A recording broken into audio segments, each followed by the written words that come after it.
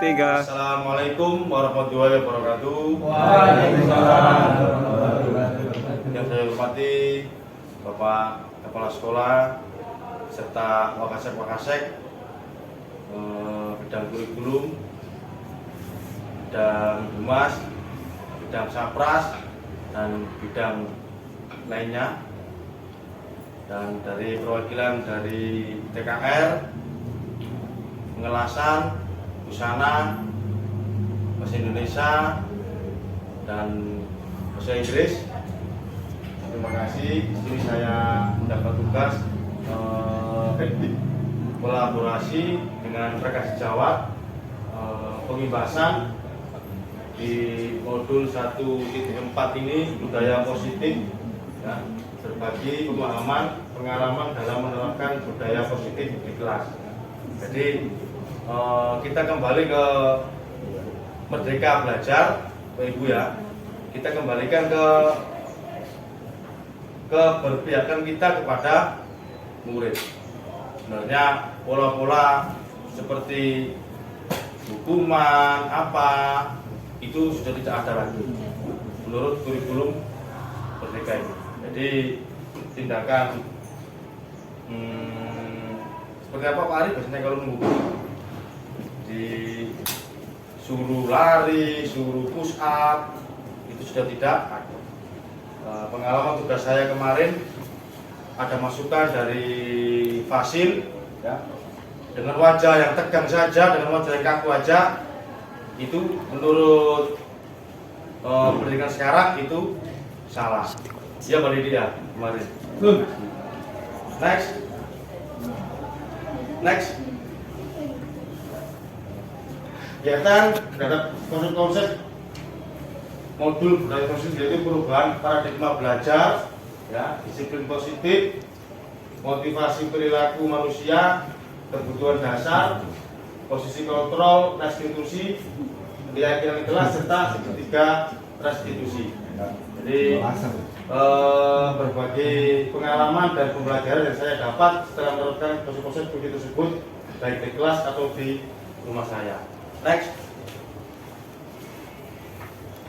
Pertanyaan pembanting. Apakah Anda setuju dengan pertanyaan ini? Hukuman dapat mendisiplinkan anak.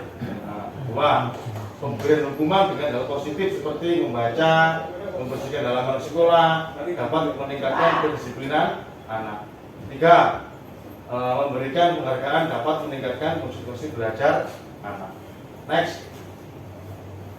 Topik untuk hari ini yaitu disiplin positif dan nilai-nilai kebijakan universal. Ya. Dua, teori motivasi, hukuman dan penghargaan serta restitusi. Yang ketiga, keyakinan kelas, kebutuhan dasar manusia dan dunia berkualitas. Yang kelima, restitusi atau 5 posisi kontrol. Yang keenam, restitusi. Next. Yang pertama, pembelajaran 1, disiplin positif dan nilai-nilai kebijakan universal. Next. Nah, perubahan paradigma kegiatan kepala tangan ya. Nah, ini next saja ya, Bapak Ibu. Nah, ini paradigma teori kontrol, ilusi kontrol. Ilusi guru mengontrol murid. Nah, ilusi bahwa kritik dan membuat orang merasa bersalah dapat menguatkan karakter. Nah, bahwa semua perbuatan positif, efektif dan bermanfaat. Bahwa orang dewasa memiliki hak untuk memaksa. Next. Ini ya berikutnya yang memiliki kontrol, stimulus respon atau teori kontrol. Ibu bisa memahami sebentar. Ya. Kalau saya ngomong terus nanti habis tenaganya ya, di rumah ini. Mohon maaf mengganggu waktunya. Ya. Next. Nah, disiplin positif, nah, ini dari William Glasser ya.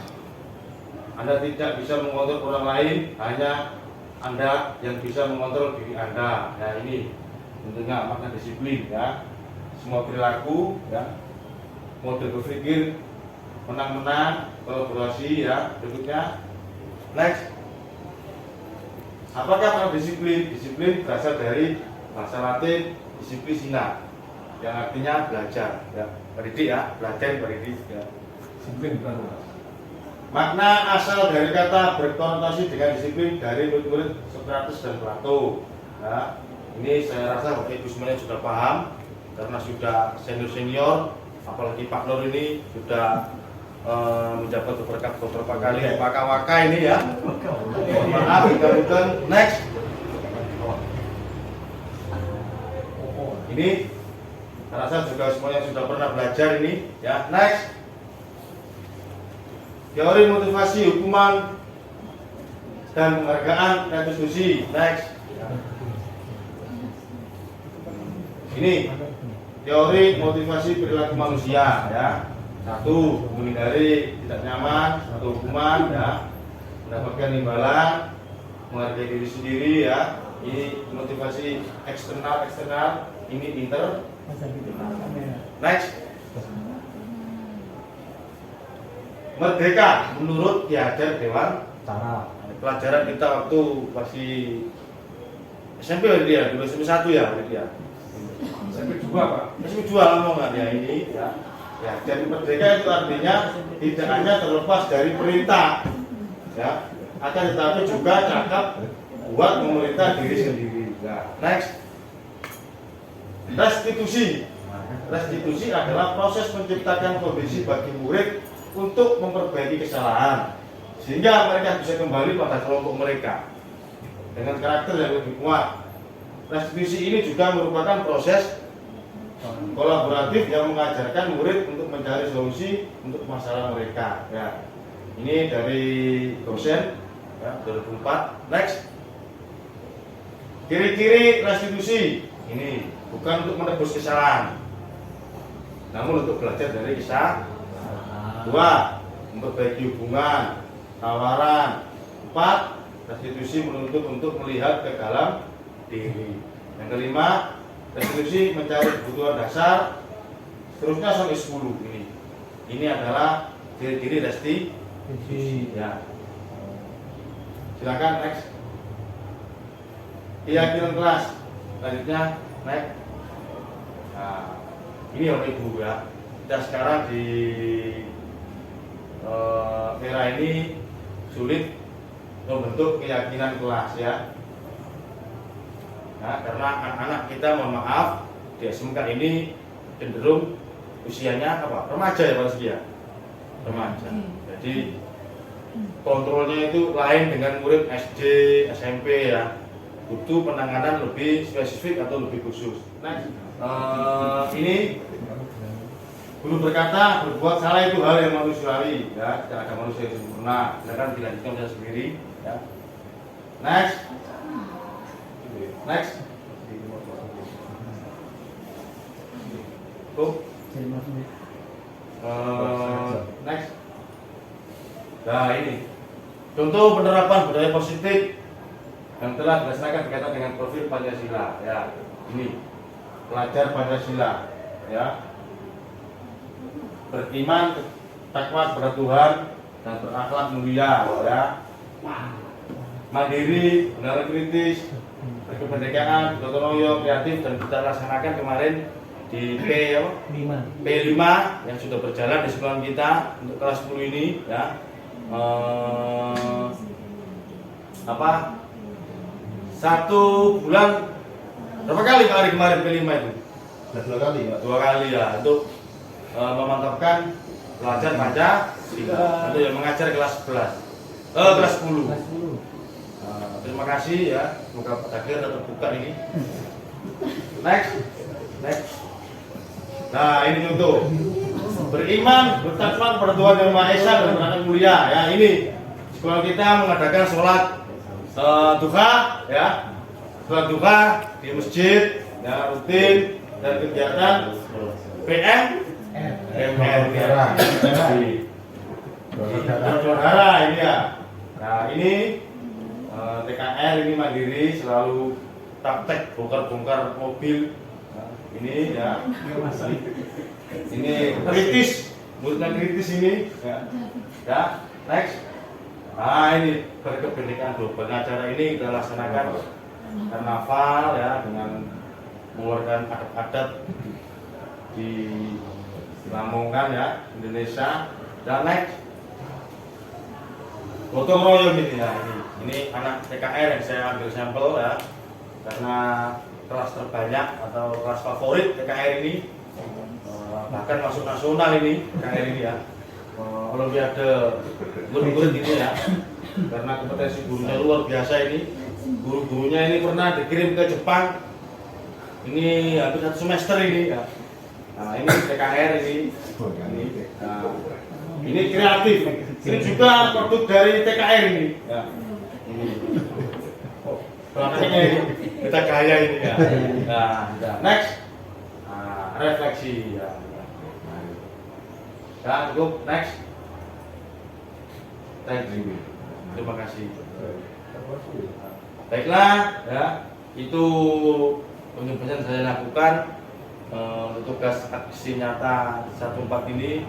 Silakan ada pertanyaan ya, tentang budaya positif.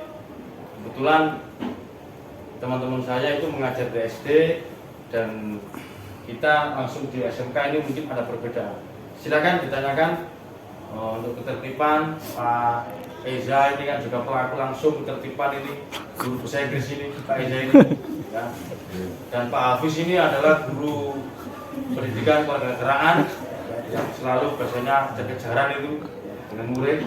Itu sekarang itu paradigma itu harus dirubah mas ya. Bukannya kita menggurui ya, tapi memang guru-guru merdeka itu kemarin Pak Suhu sendiri juga dengan mengirim tugas yang kayak menentang gitu aja, itu adalah perilaku guru yang kurang tepat ya. Jadi kita harus duduk bareng dengan murid, memecahkan masalah ya, dan lain.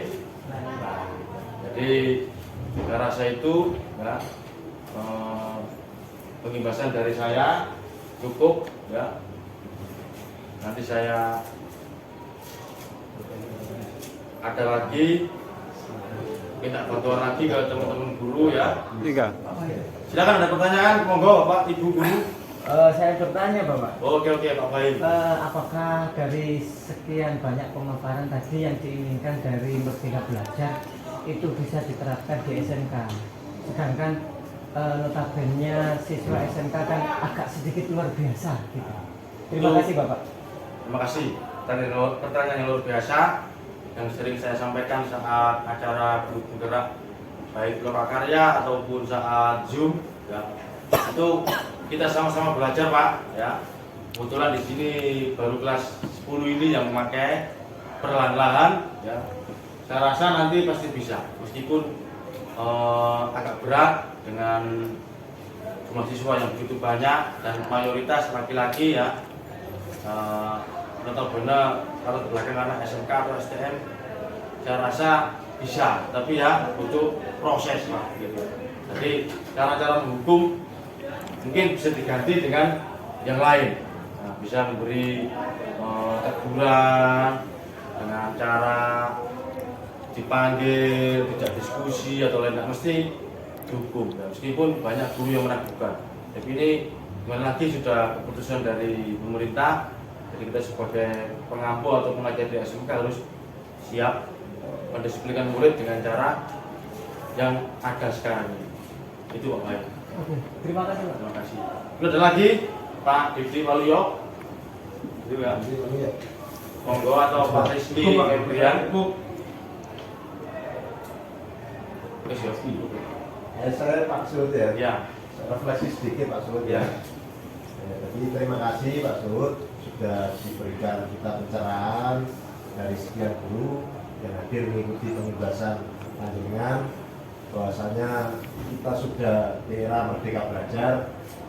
Apa yang selama ini kita lakukan ternyata itu apa yang diinginkan untuk kedepannya itu sangat jomplang. Jadi mudah-mudahan dari apa yang panjenengan sampaikan ini paling tidak membuka saya secara pribadi yang dulu pengalaman menjadi tim ketertiban berpartner dengan Pak Suhud juga pengalaman sangat banyak, berdarah-darah istilahnya ya, menangani anak-anak yang agak kurang disiplin, mendisiplinkan ternyata sangat susah. Dan mudah-mudahan dengan treatment Merdeka Belajar ini kita bisa berubah beralih paradigma apa yang disampaikan, apa yang menjadi keinginan, tujuan dari pendidikan di masa depan. Itu dari saya mungkin refleksi sedikit, bisa sedikit tobat, dan mudah-mudahan kedepannya tobat sesungguhnya bisa menangani anak-anak dengan menyenangkan intinya di situ ya. Terima kasih Pak Zuhud ya atas pemaparan materi yang cukup bagus ini. Terima kasih untuk Pak Ari ya. Jadi mudah-mudahan ini kedepannya semakin banyak diklat ya, meskipun tidak program guru penggerak, tapi guru-guru lain mudah-mudahan sekolah atau dinas pendidikan paling tidak 1 minggu sekali memberikan masukan atau arahan kepada guru-guru yang lain untuk mengetahui kurikulum merdeka itu gimana, merdeka belajar itu gimana. Makanya kalau tidak ada diklat paling tidak 1 bulan sekali ya, tahu kalau kita hanya lihat di medsos ya. Jadi mudah-mudahan semakin banyak diklat ya, dan tidak membutakan kita akan informasi tentang kurikulum yang baru. Terima kasih. Saya akhiri. Assalamualaikum warahmatullahi wabarakatuh. Oleh.